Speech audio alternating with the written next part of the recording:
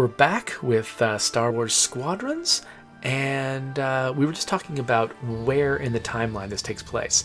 And I kind of like that this game is contemporary with The Mandalorian, because The Mandalorian is basically, it's kind of becoming my favorite thing in the Star Wars canon, short of the original Star Wars, because, and the thing I think that it did well, so a lot of the other entries in the Star Wars canon, basically they take the original Star Wars and they just riff on Star Wars. It's like their only source is Star Wars itself, and it kind of, you get to the point where, in the ninth movie, it felt like all they were doing was trying to pay off on things that fans expected from Star Wars, and it's almost kind of a, it's like the series was folding back in on itself, and sort of only deriving things from itself, and I don't know, it just felt very, what am I trying to say? It's just very insular, very, it didn't have anywhere new to go. The thing I like about The Mandalorian is it feels like it went back. It didn't just look at Star Wars and say, we're going to make some more Star Wars based on Star Wars. It went back to the inspirations for the original Star Wars, because when Star Wars was new, that Star Wars aesthetic didn't exist yet, and a lot of it was drawn from like 1950s and 60s Japanese samurai movies, and old adventure serials from like the 40s. I've got my decades wrong, but the point is, it feels like the people who made The Mandalorian looked back at that stuff, and they basically kept drawing from the well that the original Star Wars was drawing from, which means The Mandalorian feels more like Star Wars than most of Star Wars, because I don't know, because when you just keep sort of piling on the same, like you've got Star Wars, and you just keep piling more things on that exact same foundation, you can get really, really tall until you just sort of fall over. It gets very brittle and kind of dull as you're sort of going upwards. But what The Mandalorian does is it's sort of like it's spreading out horizontally. It's like, this is a terrible analogy, and I don't know if it makes sense to anyone else, but it feels like they can actually expand the Star Wars canon in a different way from the way that the rest of the trilogies have, and so I really like it for that reason.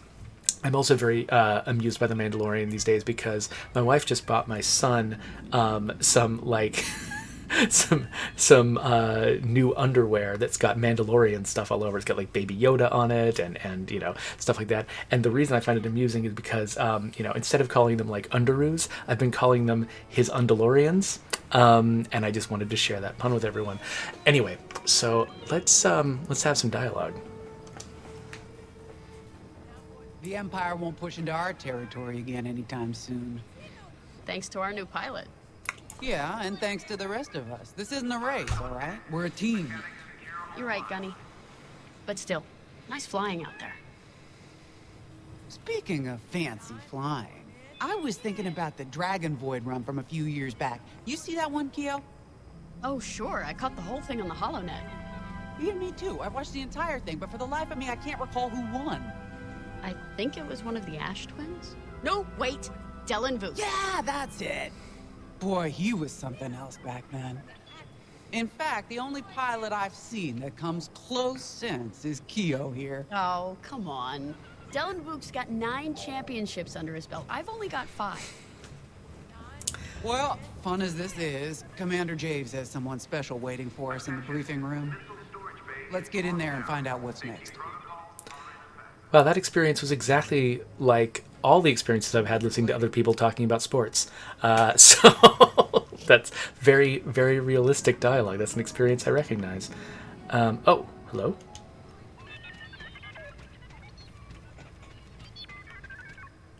I agree. Thank you, Mr. Droid. By the way, did they just say the Ash Twins? Is that a reference to the Outer Wilds? Because I love that game, by the way. I might have done a stream on it. Is that Wedge? No. I helped Talus Group chase it away from a medical convoy towards Yavin. It's pinned in the upper atmosphere with no hyperdrive, and too many fighters for Talus Group to handle alone. This might work out for both of us. Come, meet our visitor. Wedge Antilles, Rogue Squadron. I hear you're the reason I was able to finally get a comm through. I have a Star Destroyer problem that Vanguard might be able to help me solve. We need a Star Destroyer for Project Starhawk, intact. Now we prove what Vanguard's made of. Wedge, if you would.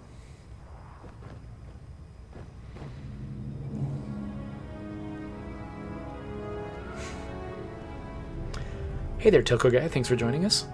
Everyone here? Dojin Cat Meme says, I need to watch The Mandalorian, but I refuse to pay for Disney+. I guess so. What I might recommend is wait till season 2 comes out and then pay for 1 month of Disney+, and it's like paying $7 for 2 seasons of television, which, that's actually one thing when people... now and then folks will contact me asking if I can give them a free code for State of Decay 2, and I'm like, I don't just have like a repository of free codes to give people for State of Decay 2, but what I usually recommend is, if you haven't used Game Pass yet, they have, it's $1 for your first month, and I'm just like, if you want to try out State of Decay 2, pay $1 for 1 month of Game Pass and try it out that way, and also try out 100 and whatever other games at the same time. So that's what I did when I wanted to watch Blood Machines. I paid for like a month of Shudder, which is the service that it's on, and it didn't cost. It cost about as much as Time to get you briefed. buying a movie on iTunes, which is, or less than buying, like more like renting a movie on iTunes, which is exactly what I wanted to pay to watch Blood Machine. So worked out well for me. Anyway, let's do a briefing. As you may have overheard, Talos Group has cornered the Imperial Star Destroyer Victorum above the planet Yavin. They're in tough, but it's presented a great opportunity for us to jump in and not only disable that Star Destroyer, but to seize control. So first, we need to give ourselves some cover by knocking out the turrets. Naturally, if we can also take out the targeting system, that'll buy us even more time. Next, we need to prepare the Star Destroyer for boarding. You'll need to find a potential breach point in the Victorum's hull, preferably near the bridge. Once you find a good spot, bombard it until the hull is breached. However, we can expect that the Victorum still has plenty of TIE fighters. They will try to stop us. Once the skies are clear, we can bring in the boarding team. While our troops capture the bridge, Vanguard will defend the exterior from reinforcements. Once the boarding team has seized the bridge and is in control of the Star Destroyer, we'll rendezvous with the Temperance. Okay, I think I accidentally made stealing a Star Destroyer sound simple. Let's hope it is. All right, so one thing I've really been appreciating. So I saw this with what was that game called? I'm gonna look and see what that game's. No, wait, I don't have it installed anymore. Dang it! What's it called? The one where it's like World War II with mechs. What is that game called? I'm gonna look it up. Anyway, while I'm looking it up, that game, Company of Heroes, this game, they all do this really, they put a lot of effort into their briefings, into like showing you visuals, mapping things out, and letting you know what they expect of you in advance, because it's so hard to communicate. Like when you're out, you're flying around in the middle of chaos, it is so hard to communicate with the player. Iron Harvest, that's the game I'm talking about. So anyway, but yeah, so the tank suggested Iron Brigade. I think that might be the name of the mech game that Double Fine made like a decade ago, which was also really fun. Anyway, it takes a lot of work to build a custom briefing for every single mission. I'm sure that there was like serious time and budget set aside for each mission to have sort of a visual briefing prepared for the player, but it's so essential because you sort of you fill my brain up with what I'm expecting to see, and then it makes it so much easier for me to interpret the instructions when I'm receiving them in the field. Sorry for the speedy introduction, but Talos Group was counting on me to get reinforcements fast.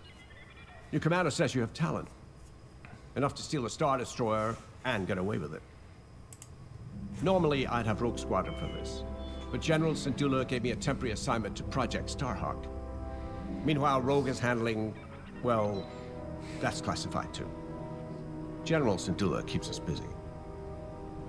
Your commander and I have something in common. I once flew for the Empire too, at Skystrike Academy. Turning to the Rebellion was the smartest move I ever made. I wish more of my friends had done the same. I've killed them Look, all I now. appreciate the talk, but Talus Group's waiting for us. I wonder if that is actually the actor who originally played Wedge Antilles doing the voice. I mean, his voice does sound a little bit older, so maybe it is.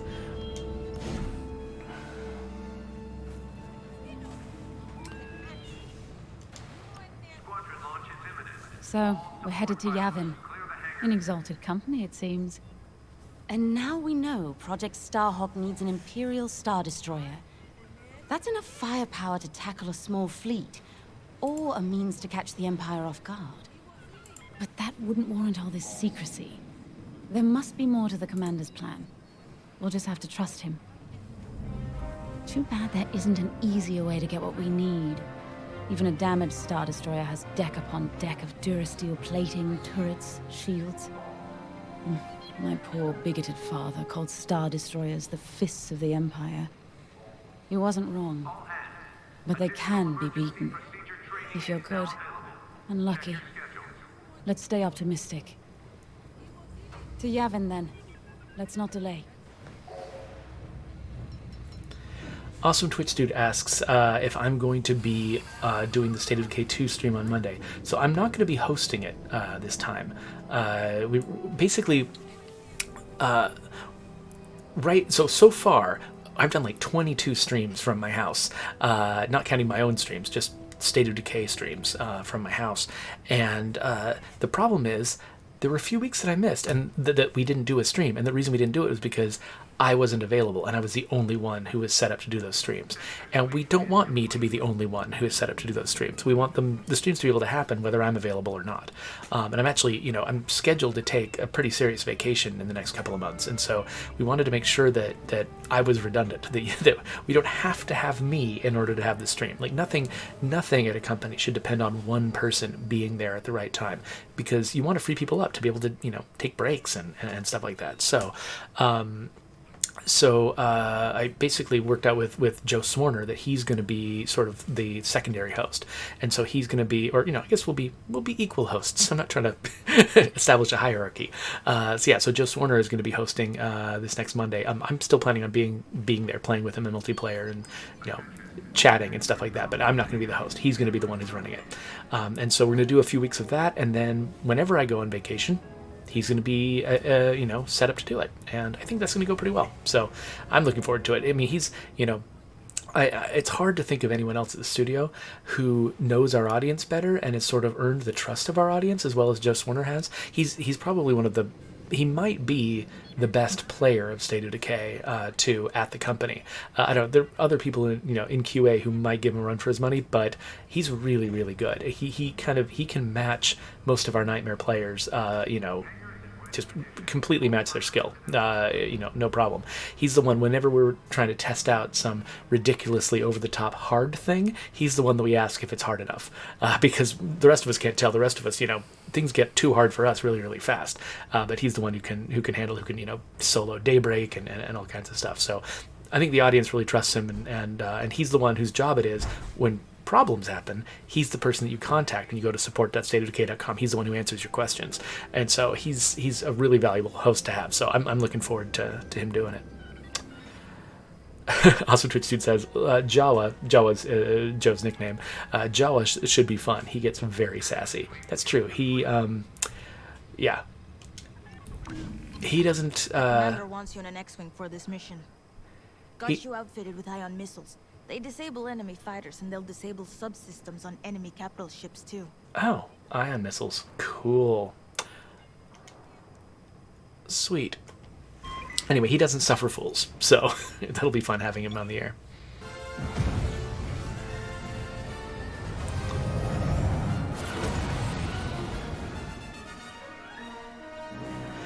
Tilko Guy, thanks for the kind words. He says, it's awesome to watch you play other titles in State of Decay 2 with all the knowledge that you have about things that gamers usually don't have. That's kind of, that's the thing that I try to do is express some of what I think about when I see a game, because it's a little different. This place always brings back memories.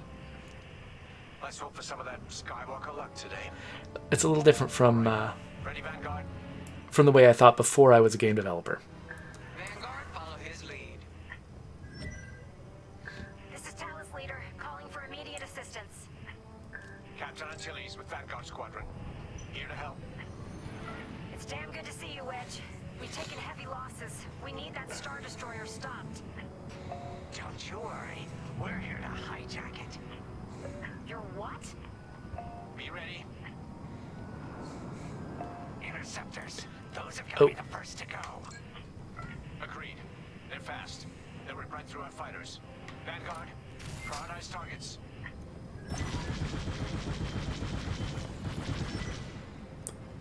Okay, I've managed to target something that doesn't even have a red dot on it, so that wasn't extremely useful.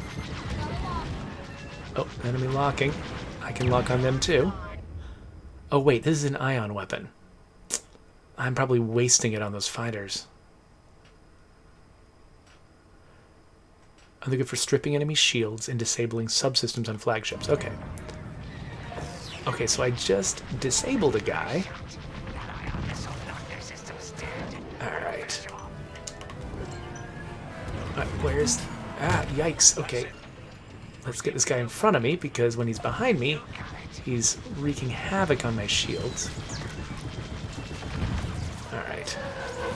Nice thing about TIE fighters is they don't have shields, so they're a little faster to destroy than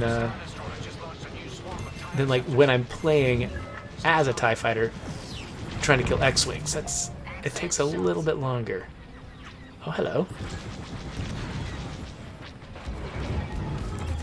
Under fire!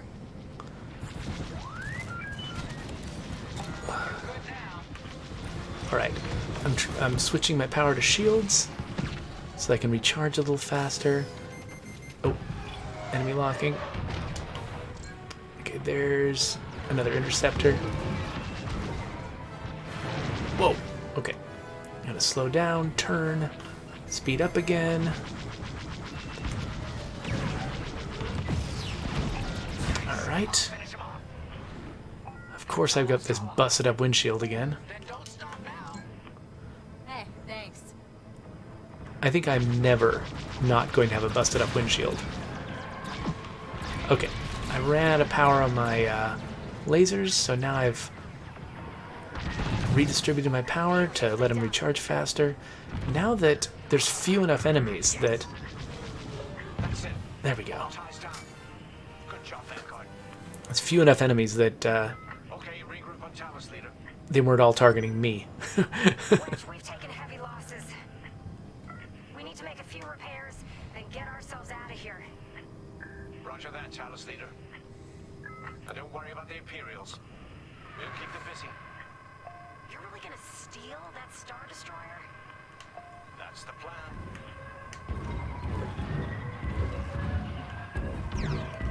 Wait, turn around? What?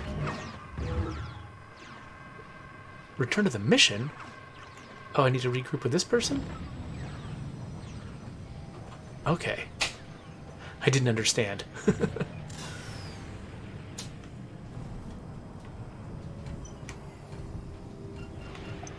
Okay, Vanguard, on me. Let's head for the Victoria. Oh, that's weird.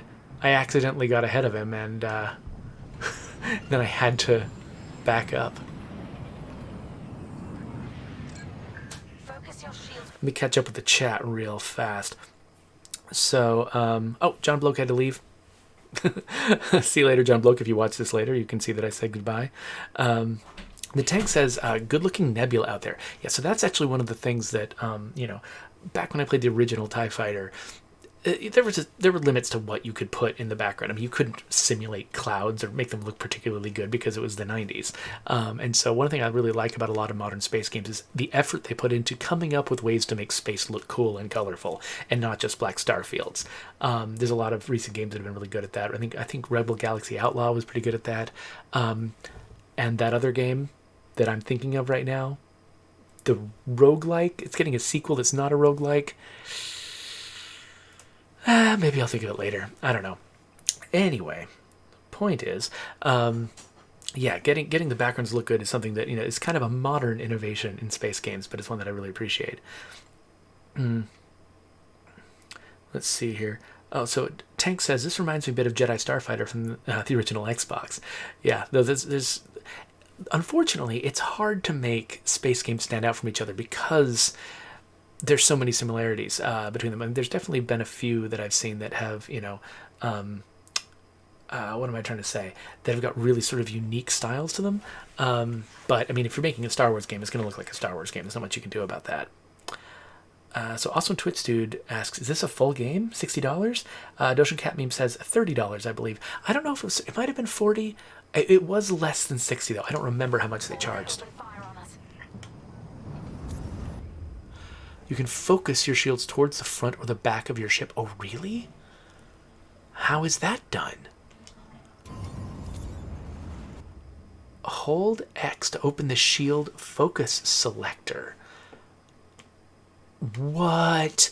Okay, so this was a major thing you had to do all the time in the original X-Wing game in the 90s. I did not expect them to put, I mean, you know, 'cause that was a PC game. This is, you know, I mean, this is available on PC, but I think they're, you know, primarily aiming it at console players. I was not expecting to have this. I mean, it's a little bit of an awkward button cord to make it work, but still. Look out its targeting system. Let's do it. Putting power to forward shields. All that damage and this thing still has teeth. No wonder Talus Group took a beating just chasing it here. I wanted to see the Victorium go up in flames. Okay. Stealing it. Oh crap. I like that even better. Countermeasures. Okay, balance shields now that I'm close. Oh, okay, so the yellow highlighted bits are what I'm shooting at, I think. Oh wait, I was just aiming through. I was aiming at something that was on the other side.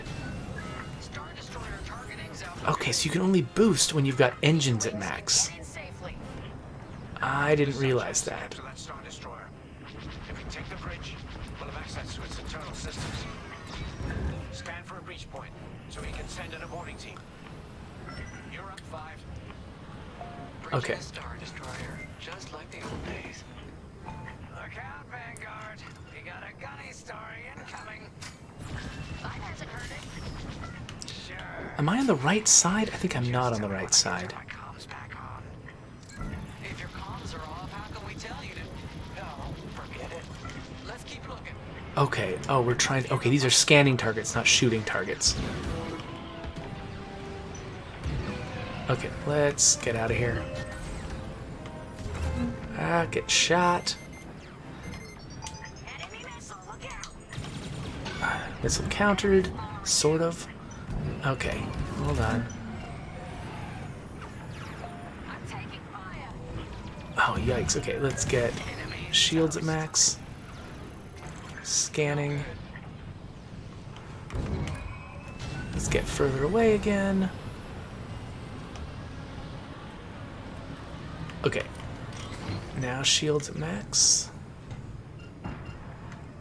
And let's orient them forward. Enemies all over me. So is this... Okay, I'm trying to scan that. There we go. Let's keep looking. Okay, so put some distance between me and the... So basically my strategy is put a ton of distance between me and the Star Destroyer, so it's not its most attractive target. And then reorient. Yeah, so that target on the back, it seemed from the briefing like that was... I've lost my shields. That was the main target anyway. I don't even know why I wasted time with everything else. So let's get past the ship and then flip around, put our best shields forward, and then scan this. That's a hit. Here, we can send a team in here. Deflect the shield down. 5, get a punch, will ya?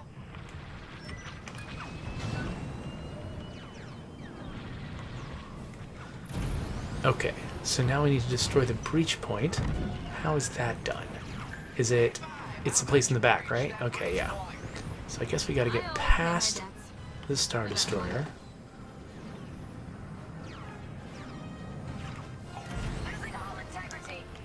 Am I going to be able...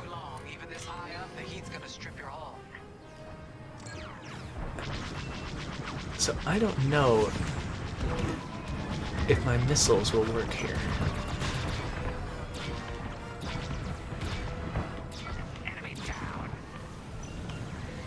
It looks like my missiles... Of course, my missiles are ion... Wah!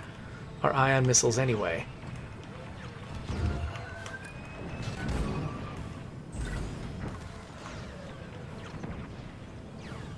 That's just rude.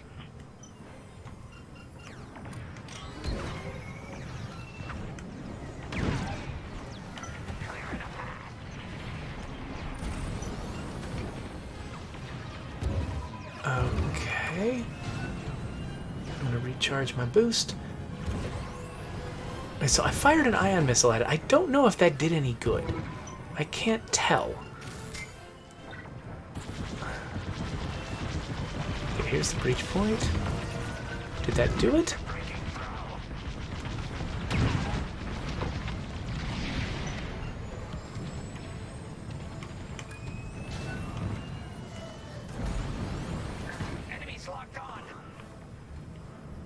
So I'm not quite sure how to tell if I'm doing well. I've got that little destroy icon on it that maybe it looks like it's got a little bit of like a crescent-shaped health bar? Is that a health bar? A progress bar?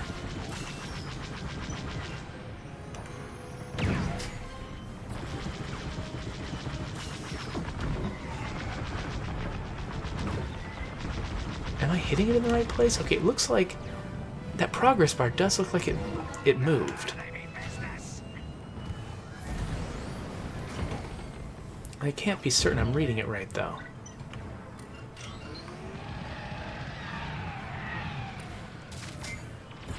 I think I'm aiming at the right spot.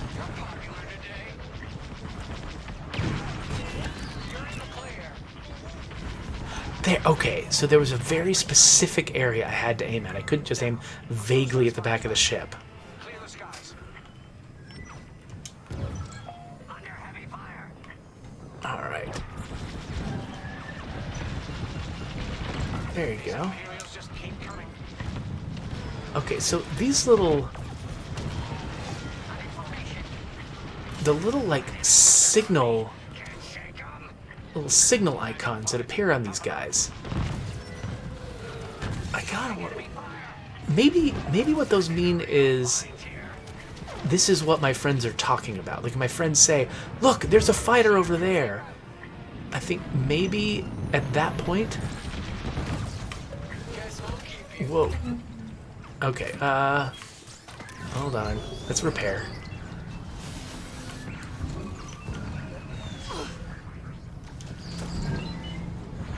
Okay, so I don't know what's going on.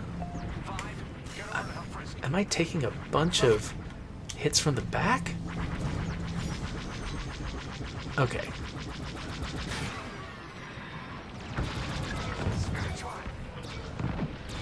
Yeah, so my first guess was that maybe when I see those little like radial signal images. Oh, wait, turn around?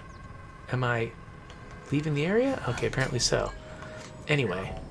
You're taking me apart. Five, where are you? Okay, I'm trying. I'm done for. No, don't kill him.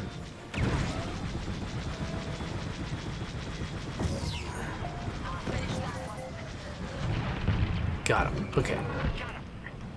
Tank switch. Fighter took a beating though. Let's stop those fighters. Well, I wonder if that was all like procedural stuff, like that dialogue. Is that something that just happened because, you know, Frisk came under fire? Or is that a thing that was scripted to happen, a conversation that was scripted to happen? That's it. All fighters destroyed. Anyway, so when I saw those little red, like, signal things, I thought maybe that means this is the ship that my friends are talking about? to like, because I mean, that would certainly be a useful thing for them to say like, oh look, it's a cruiser, and then have the cruiser light up as they're talking about it.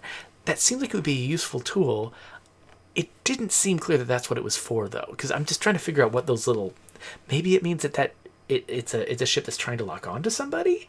Is also another explanation. I don't know. It's not very clear. So I'm just going to catch up with the chat real quick. So Dojan Cat Meme says, off topic, but I just found some game developing software going free on Steam for a few days. So hopefully I'll end up doing something useful with my time now. That's cool. I'm excited whenever somebody starts, getting into game development. There are tutorials out there for some of the bigger game engines that people use. Like Unity has got a bunch of. You can get it for free and then learn it from YouTube tutorials. I know Tom Francis has been doing a series of YouTube tutorials about Unity, which are pretty cool. And then the Game Maker is another one that's really accessible and easy to learn. And there's a lot of like legit companies that use Game Maker to make real professional games. Like Vlambeer, I think, uses it a lot. So yeah, there's a lot. I don't know which thing you got, but yeah, there's a lot of ways out there now. It's kind of cool. Like I wish I'd known about this or that this had existed when I was a kid. Game engines out there that just had really easy tutorials for you to learn how to do stuff, because I totally would have spent a bunch of time doing that when I was younger. Your wings are on their way. We can bring the boarding team in safely. Follow me to the rendezvous. We'll give them cover. Vanguard, let's go.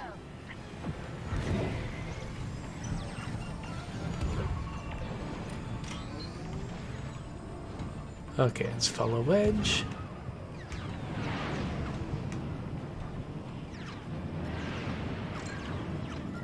Boarding team, we have you on our sights. Ready to take on a Star Destroyer? Copy, Captain Antilles. Just get us there and we'll do the rest. You heard him, Vanguard. Guide those U-wings into position. Stay sharp. What about the Star Destroyer's crew? If our boarding party takes the bridge, they'll slice internal security systems. The crew won't be a problem with no computer access and all the blast doors locked.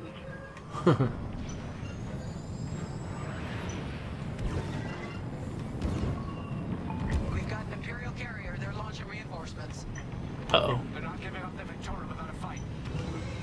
Vanguard, take down that cruiser. What cruiser do they mean? Advanced targeting. By default, your targeting system will only cycle through objectives. You can change that with the targeting wheel.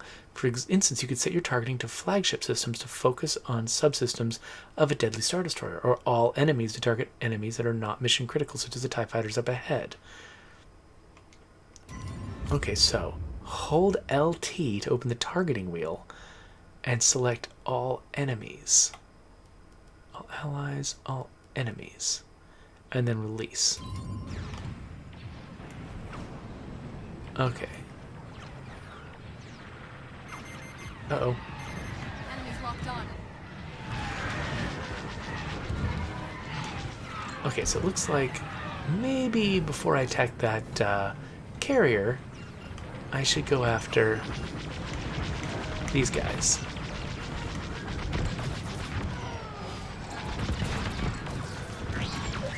Wow, taking out like a squadron of TIE fighters is really satisfying.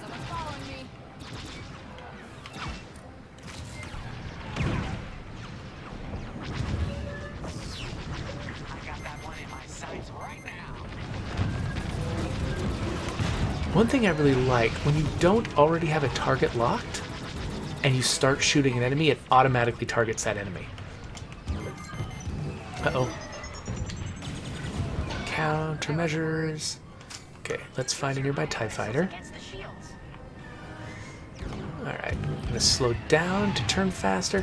Whoa, this thing is just... We're both going in circles around each other. Target lost. What's going on? Oh, I'm in a... When you're in a nebula, you can't target enemies. Interesting. I'm in their sights. Okay, slow down to turn, speed up again. Got him.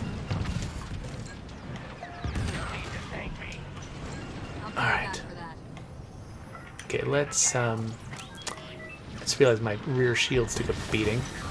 Oh, target lost. Dang it. Ah, they're really making use of these clouds. Usually nebulas and things are like... they're just window dressing. They're just in the background somewhere. Partly just because it's hard to make a cloud look good up close. And so they just don't bother. They, you know, clouds, you can just have a flat texture of clouds from really far away. This isn't fun. But from up close, making clouds look good is really tough. But not really as much anymore. I mean, it's still tough. It still takes a lot of skill to do it well. But it's not impossible the way it was back in the 90s. Okay, we are going to full shields. With some distance between us and the fight while we recharge. I'll get my astromech to repair my hull.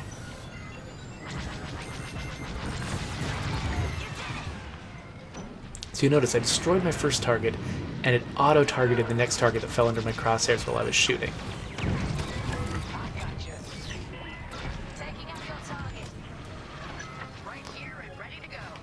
Oh, so it looks like when I ion missile someone, my squad mate, or my squad mates, what are they called? Wingmen. My wingmen consider that to be an invitation to target that particular enemy. So they actually make sure that I feel like my allies are helping me and that what I'm doing is directly useful. Because it would be really easy for ion cannons to just feel like, you know, step one in attack that I do entirely on my own, or feel like a waste of time. Like I've ion cannoned someone, then nobody does anything about it. I actually was just recently dealing with a problem in Crusader Kings 3, where I got into a situation where the AI was not behaving as well as it traditionally has. And you know, normally when you're engaging in sort of a war alongside allies in Crusader Kings 3, basically the allies will try to watch what you're doing and join you in whatever you're doing and sort of follow your agenda when it's your war.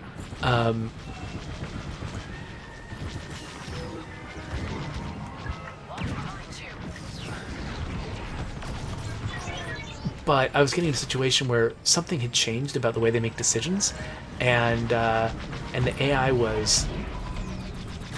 Oh, yikes. That was a problem. And the AI was indecisive, and so I would do something and the AI would sort of take too long to figure out that that's what it wanted to do too, and then it wouldn't help, and I would get killed in battles that I shouldn't have been killed in. And that's exactly that's kind of what you expect from video game AI, you know, is it for it to be really hard for it to read your intent and make itself useful.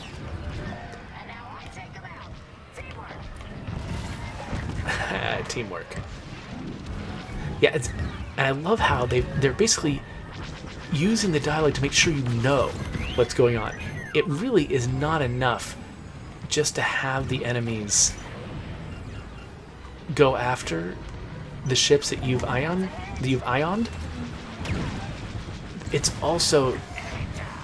Oh wait, is that my friend? That's my friend. They have to tell you they're doing it. You know, if the game just did it, you wouldn't notice most of the time, and this is really chaotic. Can you imagine trying to recognize on your own that an enemy that you hit with an ion missile and then moved on from was... Oh, that's my friend. Was hit by your friend? It would be impossible. So I'm starting to wonder if this carrier has an infinite number of ships, and if I am wasting my time just continuously fighting the ships.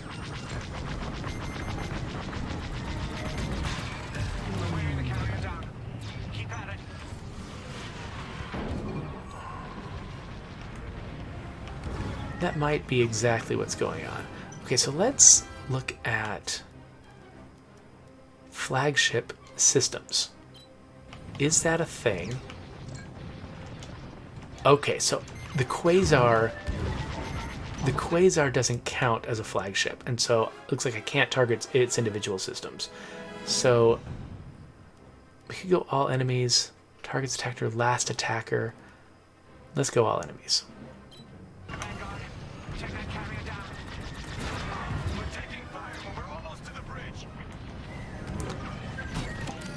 Okay, so I just requested a resupply.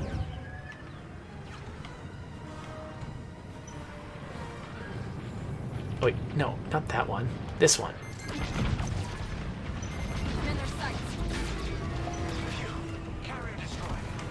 Oh, we did it. It's so funny because of... Let's finish off the rest. Whoa, no.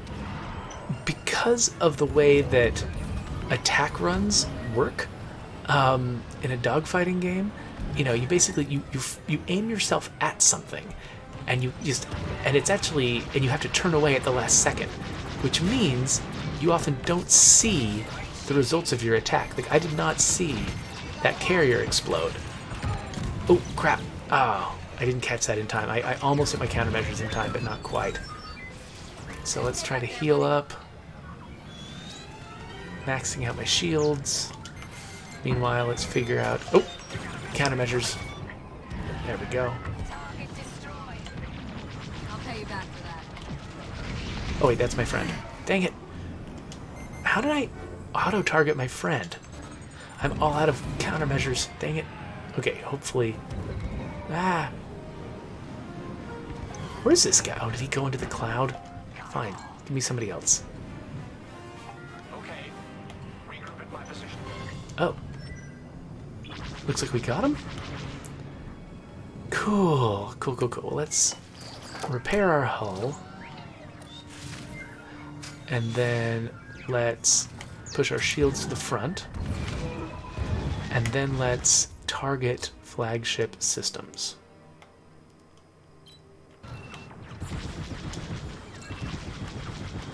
What is this? The power system, huh?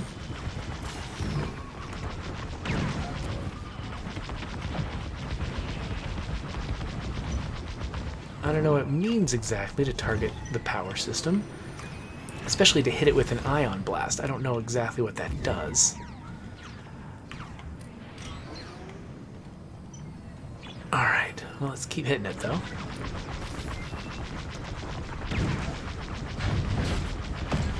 Okay, we got it. Again, I don't know what that means. What did I do by targeting its power system? I mean, I'm assuming...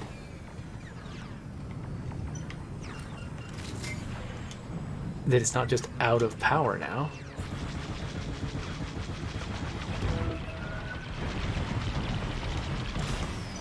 Regroup with Wedge. Okay. Wedge? Where's Wedge? Oh, he's over here. Alright. I assumed I was attacking that ship, but I guess maybe I just misread. Let's get away. Are we going to regroup with Wedge and then he says, let's go to attack the ship? It's always tough when you're designing a mission like this and you want the player to regroup with somebody or meet a person. Let's regroup at the Victoria. Yeah. The boarding team might need support. There have been multiple times where, like a mission in State of Decay 2, what I assume the player will want to do is, you know, go and talk to this person and then go on this adventure together. But you have to sometimes set up contingency plans so that if the player misses that and goes on the adventure first, you can just cancel the previous objective and just progress and just have them, somebody needed to say something, have them say it. Like, when I went and just attacked the Star Destroyer and it wanted me to regroup with Wedge first, it probably would have been possible for them to detect that that's what I did and have Wedge just catch up with me instead of making me go to Wedge first, unless there's something very specific that's about to happen that doesn't work if I'm already at the Star Destroyer. Through those blast doors.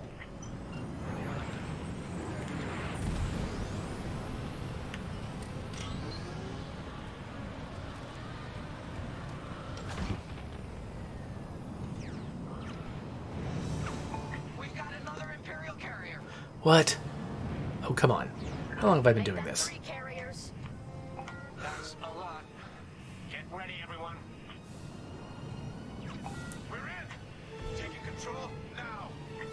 Uh-oh, what's this? Ha ha ha. That Star Destroyer's... So that's why they made me regroup with Wedge, because they needed me to see this event from this angle. If I had been on the other side of the Star Destroyer, I wouldn't have seen this, or they would have had to, like... Basically, they needed me to be a certain distance away, aiming at the Star Destroyer, so that I could watch the event. So that makes sense. There, you know, I can imagine with a lot more complexity, there might be a more elegant way to handle it if I missed the instructions and didn't understand it, and I went and engaged the Star Destroyer. But this was pretty elegant, because, I mean, you know, you can make the player look at things with a cutscene, but that feels really cheap. I mean, you want them to be able to have the experience while they're in the cockpit in control. And so setting it up so that I have to be at point A, and then I have to be driving towards point B, and then the thing plays out right where point B is. Now, technically, I could have looked away. I could have, you know, whatever. But more than likely, you know, 90% of players are going to see it live the way that it's intended, and that's really nice. So I guess as much as I was initially just like, oh, there's got to be a more elegant way to do this, what they got to happen here, where I get to see it live from the cockpit, is more important than the other thing. So they made the right choice here. It would have been hard to do it another way. Taking down its own carrier. What a sight. Yes, the ship is ours. You actually did it.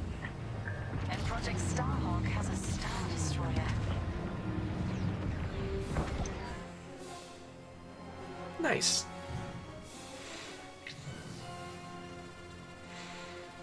You can take it from here, Vanguard. I'll escort Talos Group to safe harbor. Great work. General Syndulla will be impressed. Wedge, out. See you later, Doja Cat Memes. Thanks for joining us.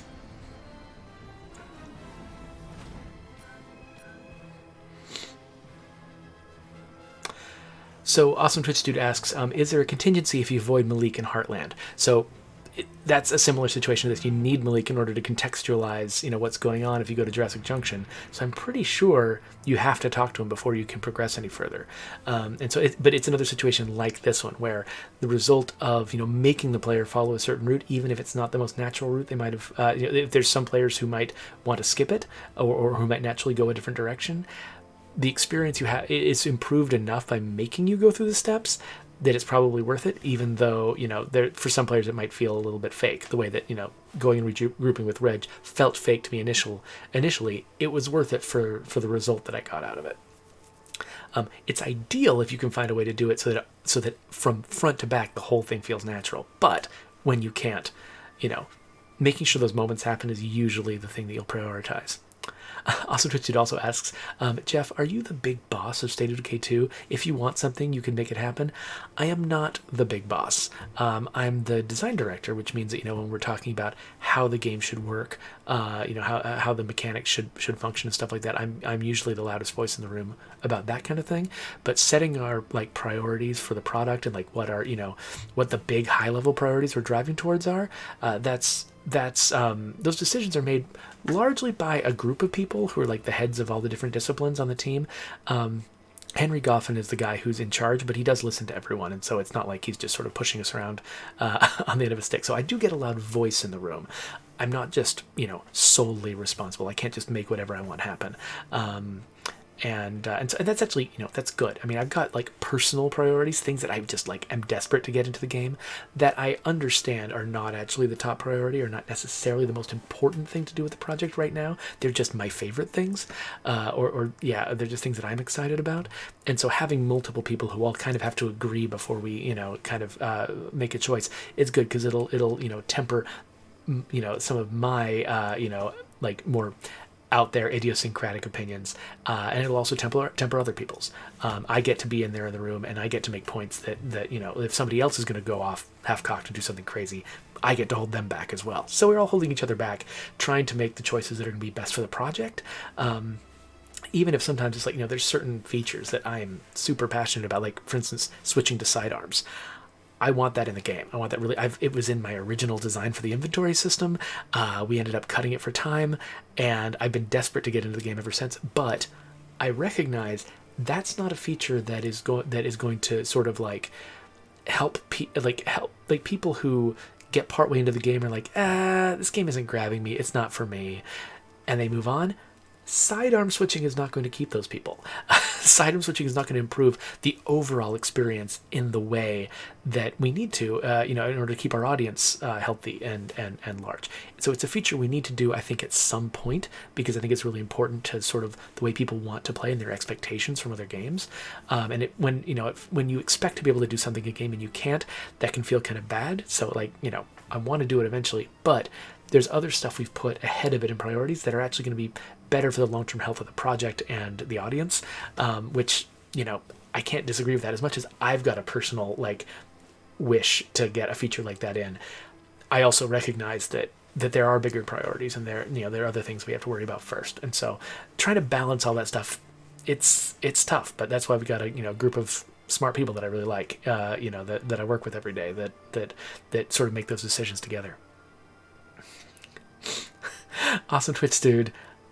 He's asking about hazmat suits and who's stopping them. It's not that anyone's stopping them. It's that, trying to, hazmat suits and other armor, we can't just add it to the game. We have to add reasons why you would need to wear it. That's a big system. It's a big mechanic.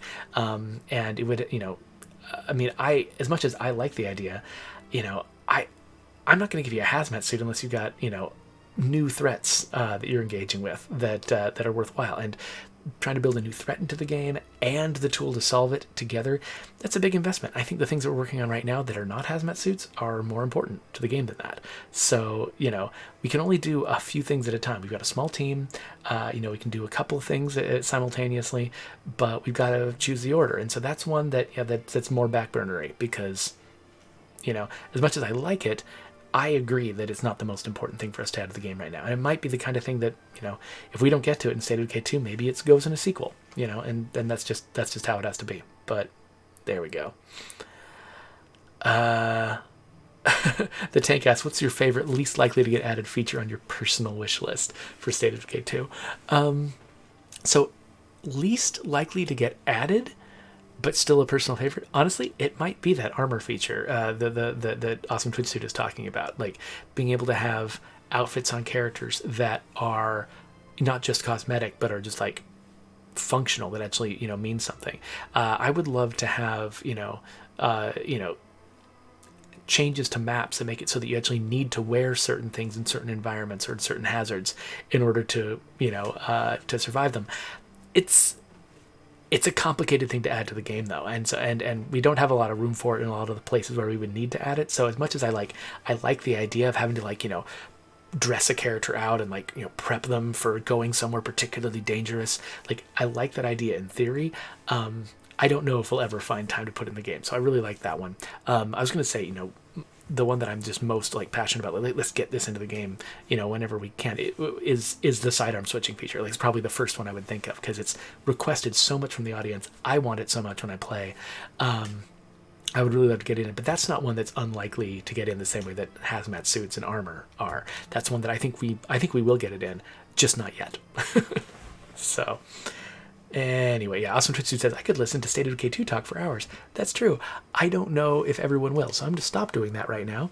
And actually, let's just go back to the main menu, because we just finished that mission. One mission per session is probably good. These missions are pretty long, and I've been streaming now for more than an hour and a half, which means that each of these videos was probably at least 45 minutes. That's kind of pushing people's patience. So here we are on the main menu, and here we are on the end screen. Thank you so much for watching this. We'll move on to some other games now. I don't know, maybe there will be some other games up here that you can look at. I don't know. Anyway, thanks.